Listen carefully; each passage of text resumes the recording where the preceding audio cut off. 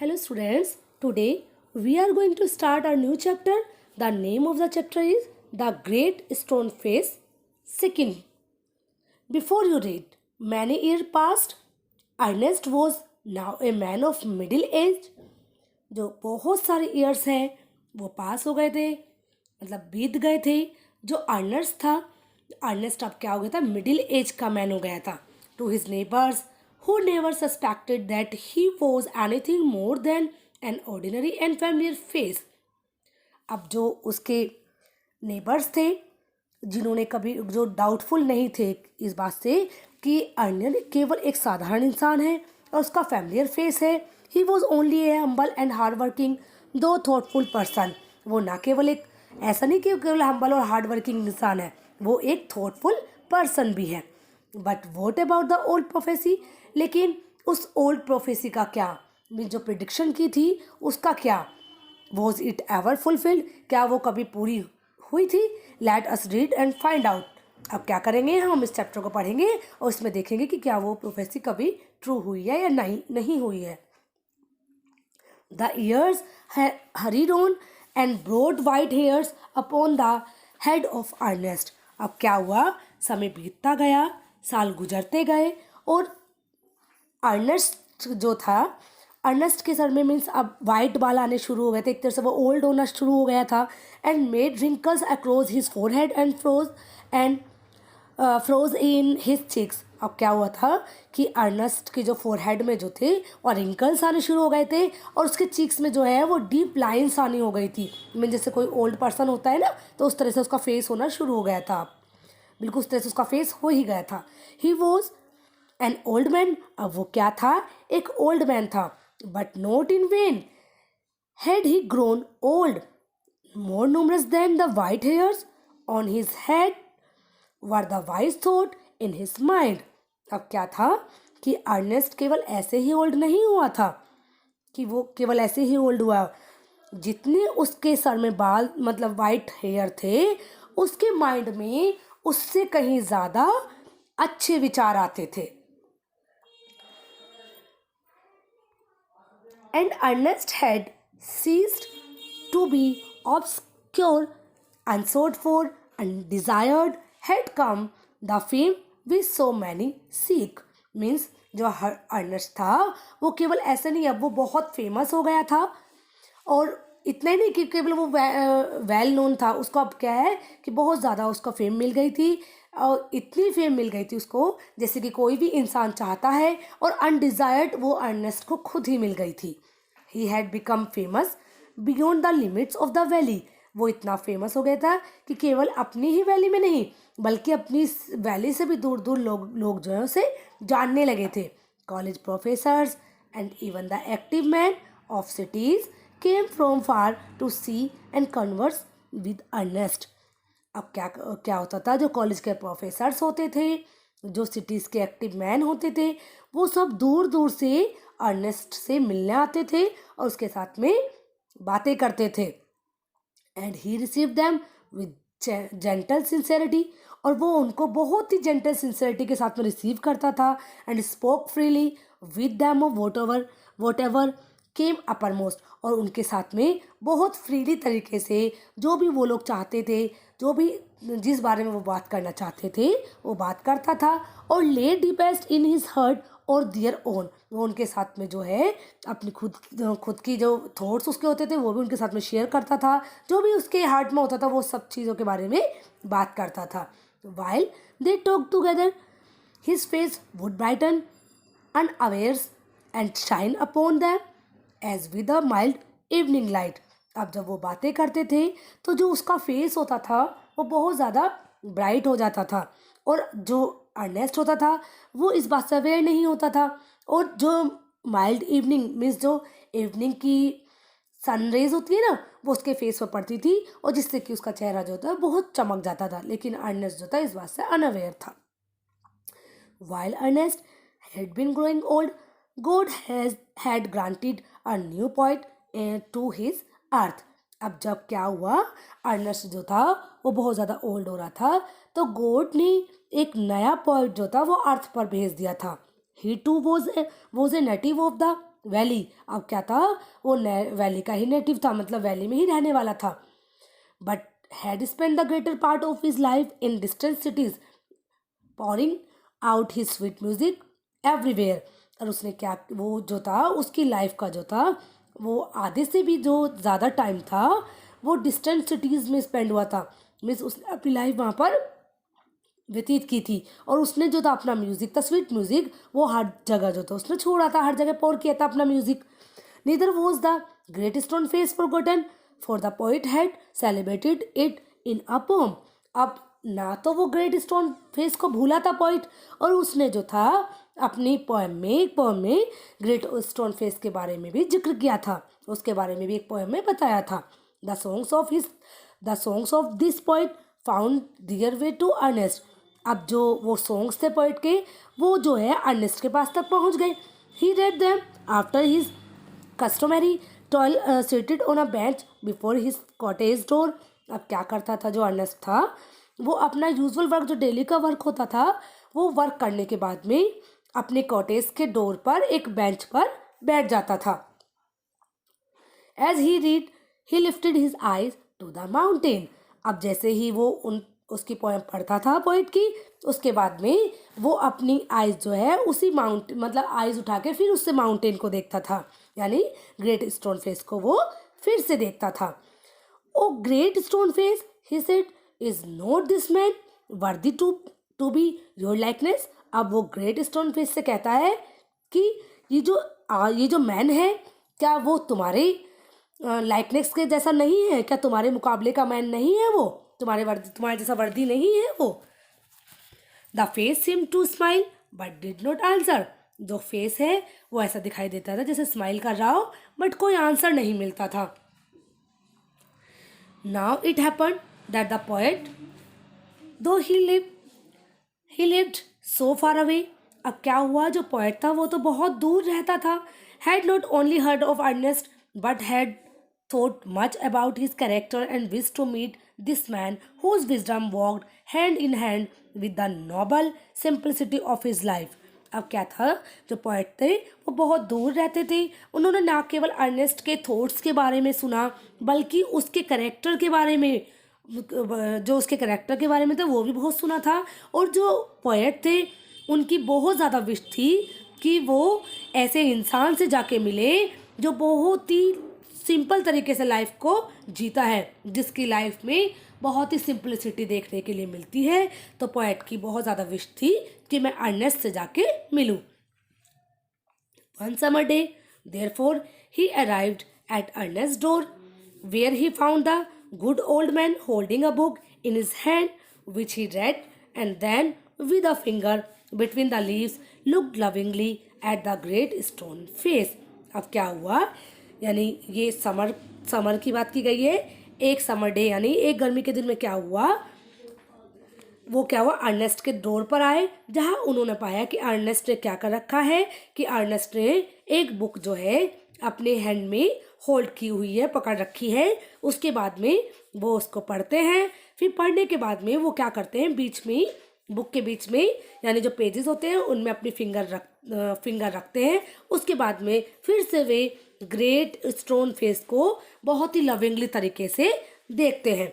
Good evening said the poet. अब poet ने जो है अर्नेस्ट को गुड इवनिंग बोला। Can you give a traveller a night shelter, क्या तुम एक ट्रेवलर को नाइट शेल्टर दे सकते हो। क्या होता है, पोएट पूछते हैं अर्नेस्ट से।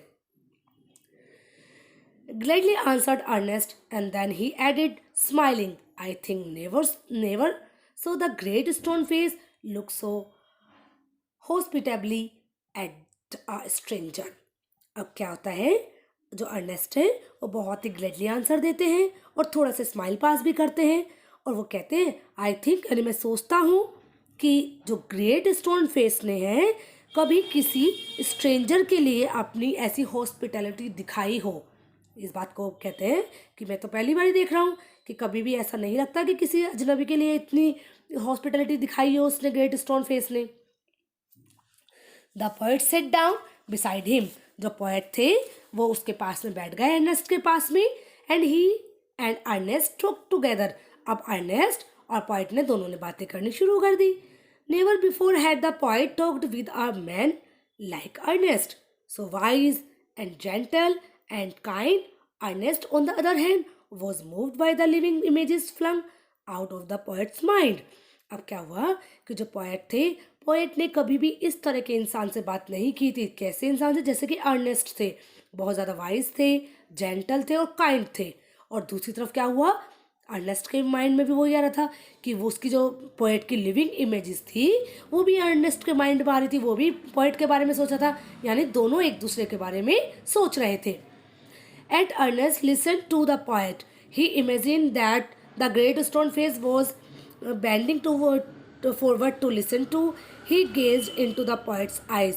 अब क्या हुआ कि जैसे ही अर्नेस्ट जो है वो पोएट की बातें सुनते हैं तो उनको ऐसा लगता है कि जैसे कि जो ग्रेट स्टोन फेस है वो भी बैंड हो रहा, वो भी झुक रहा उनकी बातें सुनने के लिए। और क्या हुआ, he gazed into the poet's eyes, अब वो पोएट के आइज में देखने लगते हैं। Who are you my gifted guest, he asked, उसने पूछा कि मेरी गिफ्टेड गेस्ट आप कौन हो। The poet laid his finger on the book that Ernest had been reading, अब पोएट ने अपनी फिंगर बुक में रखी जहाँ पर अर्नेस्ट जो था वो रीडिंग कर रहा था। You have read these poems said he, you know me then for I wrote them. अब पोएट जो बोलता है कि तुमने ये पोएम पढ़ी है, तुम मुझे जानते हो और ये पोएम मैंने ही लिखी है। Again and again Ernest examine the poet's feature, अब क्या करता है अर्नेस्ट, बार बार जो है पोएट के फीचर्स जो है वो एग्जामिन करता है, मतलब उनको बार बार देखता है। He turn towards the great stone face then he back, he shook his head and sighed. अब होता क्या है, जो वो ग्रेट स्टोन फेस को बार बार देखता है, उसके बाद में वो अपना सर जो है शुक करता है, मतलब हिलाता है और एक गहरी सांस लेता है। Why are you sad inquire the poet, अब पोएट बोलता है कि तुम सैड क्यों हो, तुम क्यों परेशान हो, क्यों दुखी हो तुम। बिकॉज रिप्लाइड अर्नेस्ट, अब अर्नेस्ट जो है रिप्लाई करता है, all through life I have awaited the fulfilment of A prophecy and when I read this poems I hoped that it might be fulfilled in you. अब जो Ernest है वो reply करते हैं कि पूरी ज़िंदगी जो है मैंने उस प्रोफेसी यानी जो भविष्यवाणी है उसकी फुलफिलमेंट होने के लिए, यानी उसकी पूरी होने के लिए मैंने ज़िंदगी भर वेट किया है। और जब मैंने तुम्हारी ये पोएम पढ़ी है तो मुझे ऐसा लगा, मैंने ऐसी उम्मीद की कि शायद तुम ही वही इंसान हो जिसका मैं वेट कर रहा हूँ। मीन्स कह सकते हो प्रोफेसी तुम ही पूरी कर सकते हो। You hoped answer the poet faintly smiling, अब जो पोएट थे वो धीरे धीरे स्माइलिंग करते हैं और वो कहते हैं तुमने आशा की, to find in me the likeness of the great stone face, I am not worthy to be its likeness. अब पोएट बोलते हैं कि तुम वो लाइकनेस मुझ में ढूंढ रहे हो जो ग्रेट स्टोन फेस की है, लेकिन मैं उसके लायक नहीं हूँ। डियर अर्नेस्ट, मैं उसके लायक नहीं हूँ।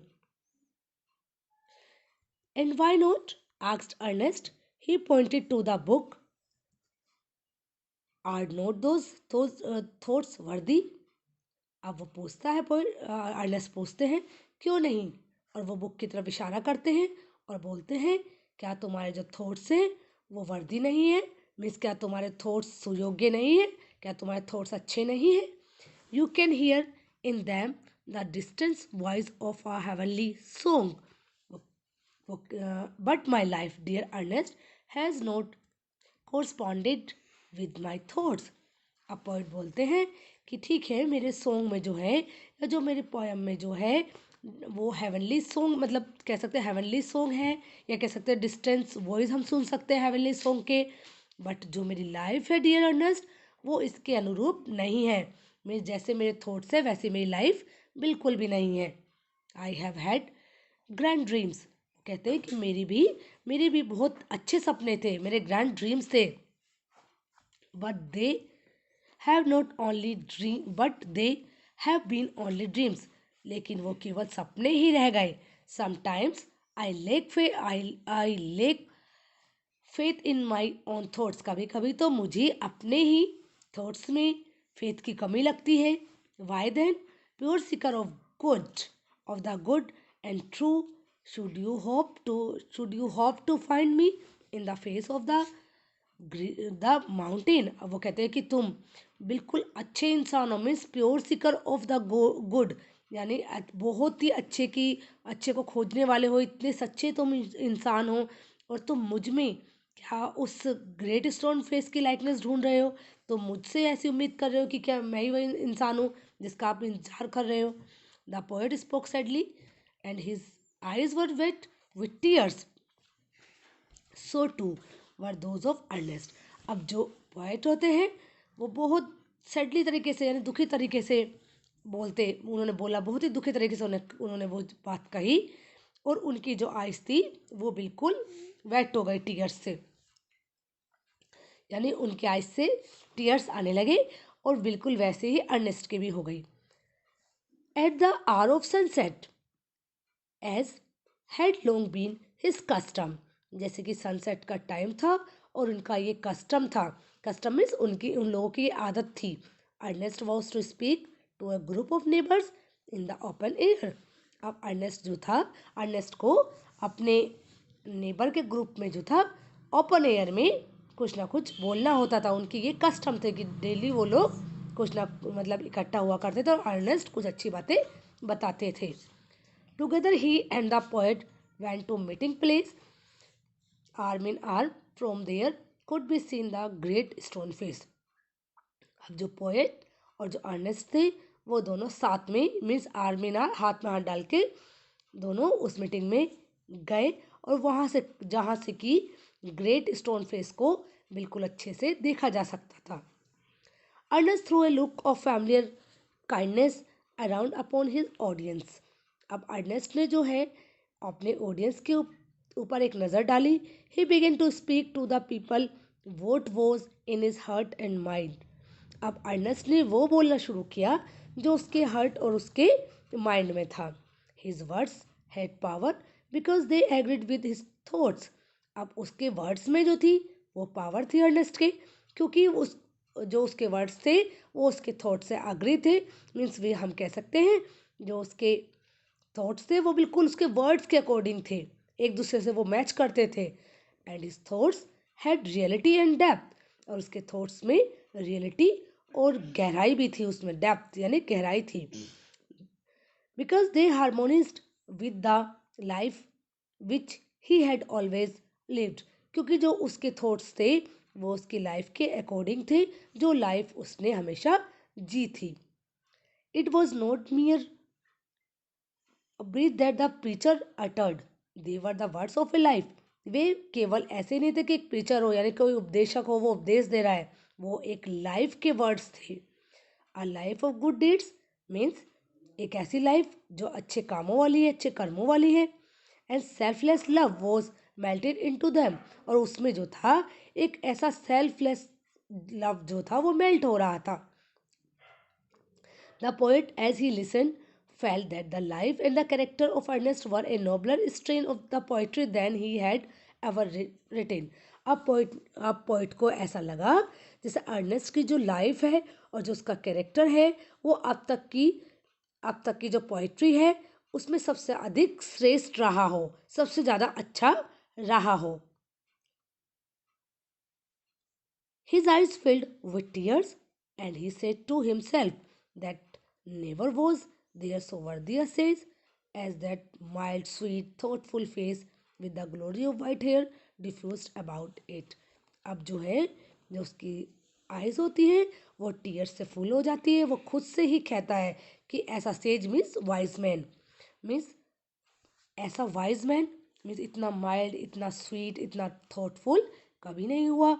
और जिसके की फेस के चारों तरफ जो है वाइट हेयर की ग्लोरी, यानी जो चारों तरफ जो है उसके वाइट हेयर जो है वो बिखरे हुए हैं।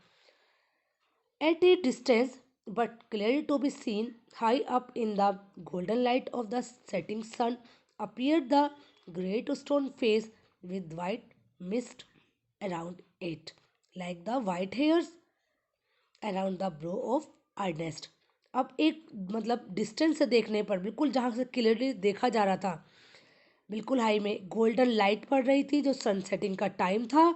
तो उस सन सेटिंग के टाइम पर जब ग्रेट स्टोन फेस को देखा गया और उसके चारों ओर मिस्ट यानी क्लाउड्स थे चारों ओर उसके, और बिल्कुल वो क्लाउड्स उसके चारों ओर फैले हुए थे, जैसे कि अर्नेस्ट के चारों ओर उसके हेयर फैले हुए थे ना, वैसे ही ग्रेट स्टोन फेस के चारों ओर क्लाउड्स थे।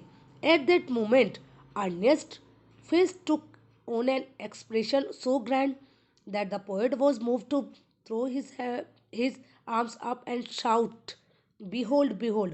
अब बिल्कुल उसी मोमेंट पे क्या हुआ, अर्नेस्ट के जो फेस एक्सप्रेशन थे वो इतने ग्रैंड थे कि पोएट जो थे, पोएट ने एकदम से अपने हैंड अपनी आर्म्स को ऊपर किया और वो चिल्लाए एकदम से, वो बोले देखो बिहोल्ड यानी देखो देखो देखो, Ernest is himself the likeness of the great stone face. कि अर्नेस्ट में जो है, अर्नेस्ट खुद ही जो वह ग्रेट स्टोन फेस वाला इंसान है।